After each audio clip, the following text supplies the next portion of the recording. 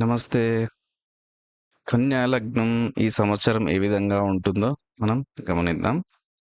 ఇక్కడ ప్రధానంగా మీకు సప్తమానికి శని రావడం, ఇన్ని రోజులు మీరు కష్టపడ్డది, దీనికి ప్రయోజనం అనేది ఇప్పుడు స్టార్ట్ అవుతూ ఉంటుంది. మీరు ఇన్ని రోజులు ఎంత కష్టపడ్డారో ఇప్పటి నుండి కొంత వరకు దాని ఎఫెక్ట్ అనేది తగ్గుతది. సప్తమానికి శని రావడం, కొత్త వ్యక్తులతోటి అనుకూలంగా ఉంటుంది. హ్మ్. ఈ విధంగా శరీరం సహకరిస్తుంది. ఏ పని చేద్దామన్నా మీకు శరీరం సహకరిస్తుంది. మీ కుటుంబ సభ్యులతో కూడా సహకారం ఉంటుంది. మీరు ఏది అయినా వివాహానికి సంబంధించిన కార్యక్రమాలు చేయాలి అనుకున్నా గూడా చేసుకోవచ్చు. ఈ సంవత్సరం మొదట్లో నుండి ప్రయత్నం చేసుకోవచ్చు. ఈ సంవత్సరం మొత్తం మీకు అనుకూలంగా ఉంటుంది.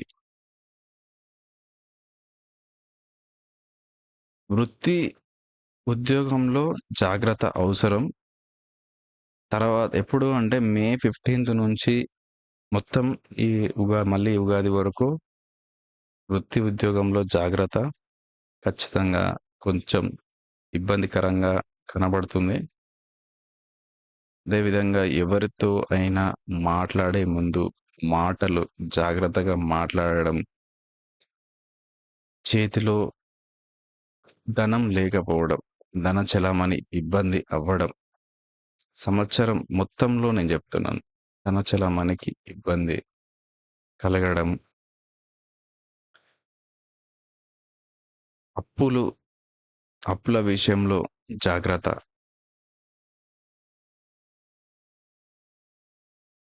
మీరు ఏదైతే విద్యకు సంబంధించి చేస్తున్నారో, విద్యలో ఆటంకాలు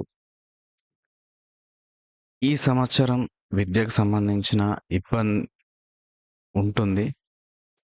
సంవత్సరం మొదట్లో కొంత అనుకూలత ఉన్నా కూడా పోతూ పోతూ అది తగ్గడము, కొంచెం విద్యలో ఆటంకాలు కలగడం అనేది మనం ఈ సంవత్సరం గమనించవచ్చు.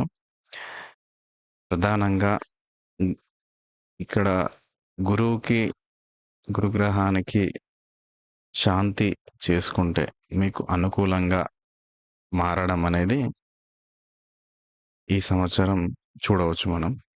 మీ యొక్క వ్యక్తిగత జాతకంలో గురు దశ అయిపోయి ఉంటే మాత్రం మీకు ఇంత ఇబ్బంది అనేది మీకు కలగదు.